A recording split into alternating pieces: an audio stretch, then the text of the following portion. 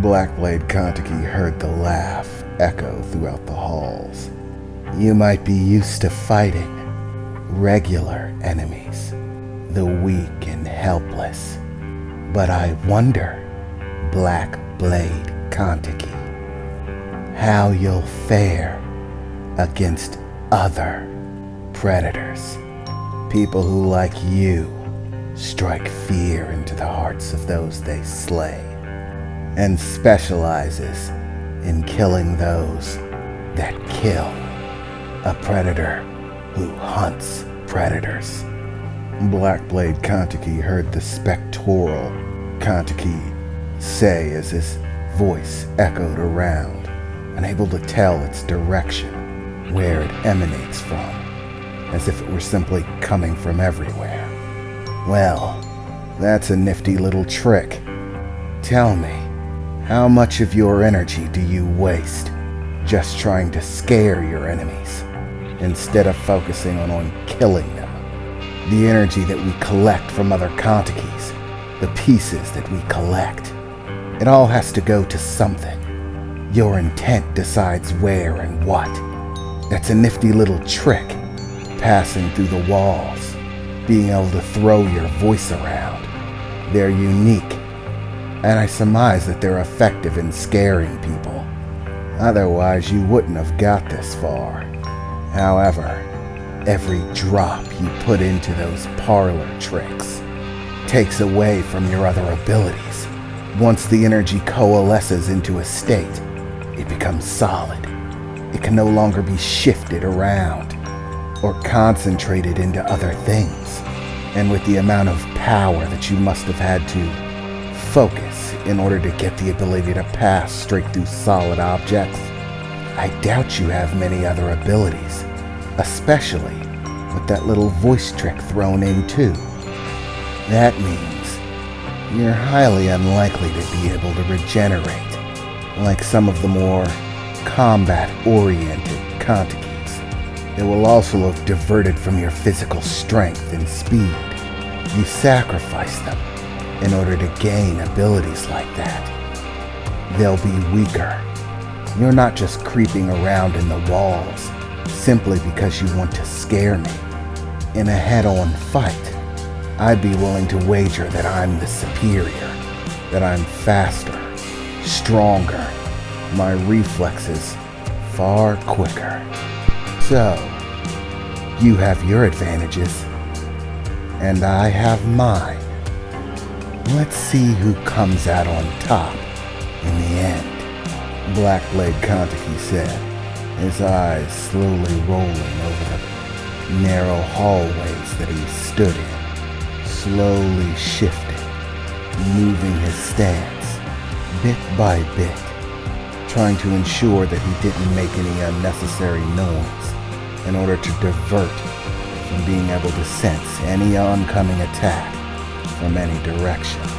And in a sudden streak of steel, sweeping down from the ceiling above, the spectral Kontiki dropped from the sky, passing through the ceiling, his blade clattering down. But Blackblade Kontiki was fast enough, raising his blade and defending as the blades impacted, sending sparks flying, strong enough to withstand the strike, even with his entire body weight behind it. Pressing as hard as he could, he parried him off, quickly launching a counterattack. The spectral Kontiki flipped through the air, barely managing to avoid the slash as it cut through one of the outer portions of his clothing, whirling around to find his feet on the ground as Blackblade Kontiki rushed towards him.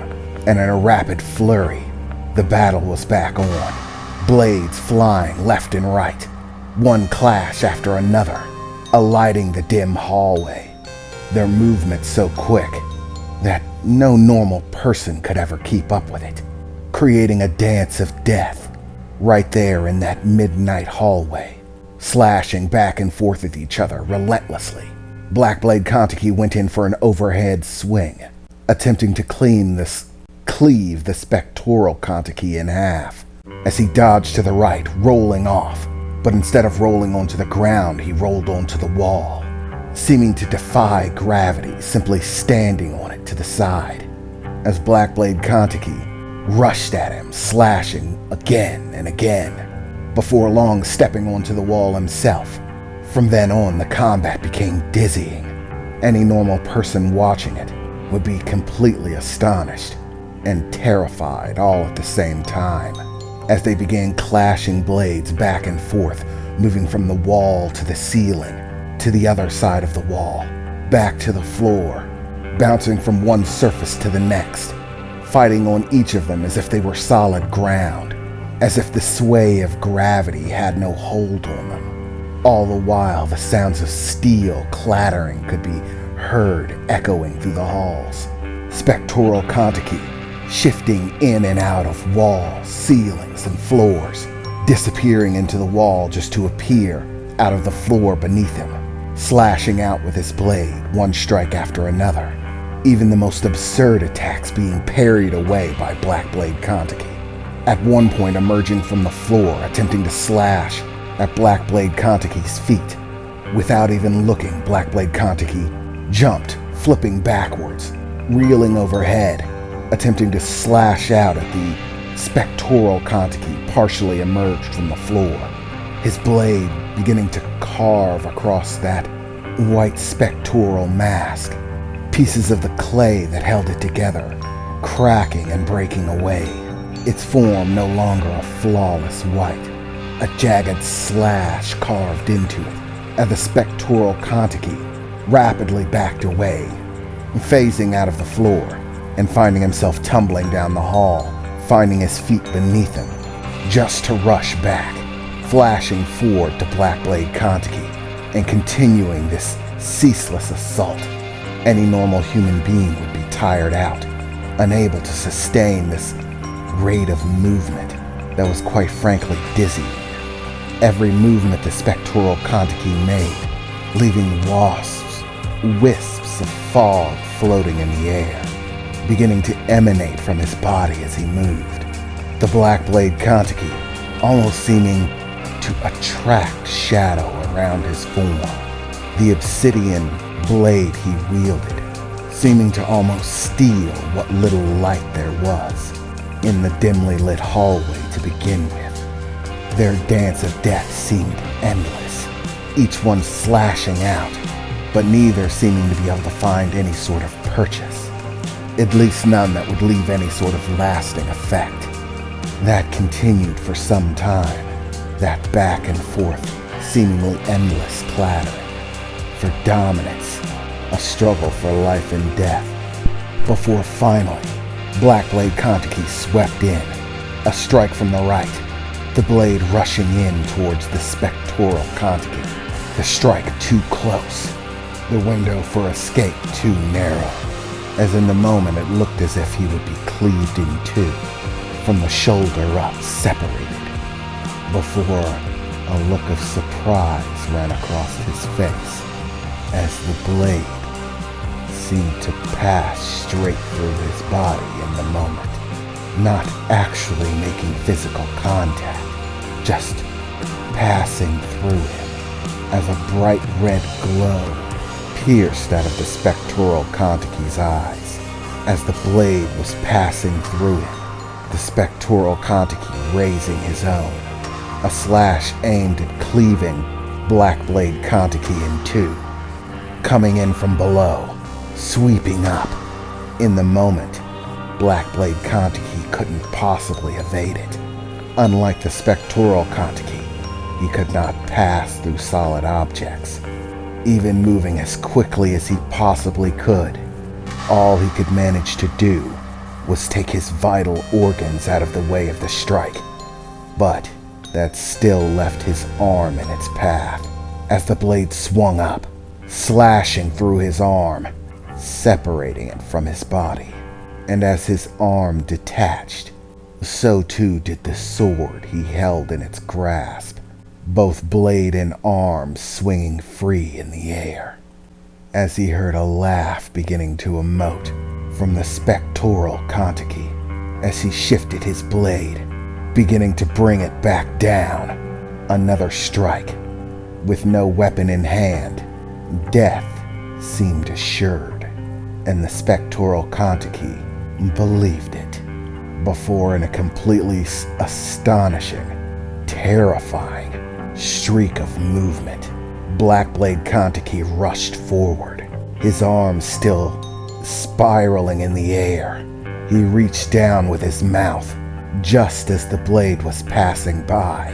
Still in his severed arm's grasp, he bit straight into the handle, his fingers still clinging to it.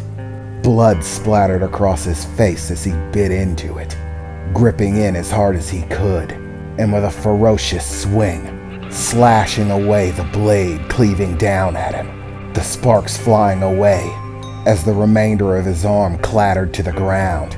The spectral Kontiki taken off guard in the moment, as a kick came reeling, impacting him to the sternum, sending him flying down the hallway, struggling to catch his feet, as without any hesitation at all, Blackblade Kontiki rushed forward. He had just had his arm cut off, and he didn't even flinch. He almost seemed to have the devil in his eyes, a look of bloodthirsty murder that could shake a man to his bones. The pain of having your own arm severed is not one easily ignored, and yet he did it without a single wasted instant. The moment his arm was no longer attached to him, he deemed it useless, abandoned it, and reclaimed his weapon. Now rushing at the spectral Kontiki, the mad look in his eye would send shudders down the spine of even the most hardened individuals. The spectral Kontiki, still unable to properly get his footing, flying down the hall trying to grasp anything, but not fast enough, as the speed of Blackblade Kontiki seemed to be even more intense, as if he got faster, his blade reeling in. In an instant, he had already shifted it out of his mouth to his one remaining hand, slashing out at the spectral Kontiki. As he tried to gain his footing, he raised his blade to defend, but the strike was so strong, it cleaved right through the sword, severing it, leaving the spectral Kontiki holding not but a stub of a blade. And as the blade detached, still spinning in air, heading for the ground, a splattering of blood streaked out of the flawless white clothing that the spectral Kontiki wore. Not only had he cleaved through the blade, but the spectral Kontiki as well. As doing the only thing that he could do, the spectral Kontiki fell back, sinking into the floor, a splatter of blood being left on its surface as he dissipated into it.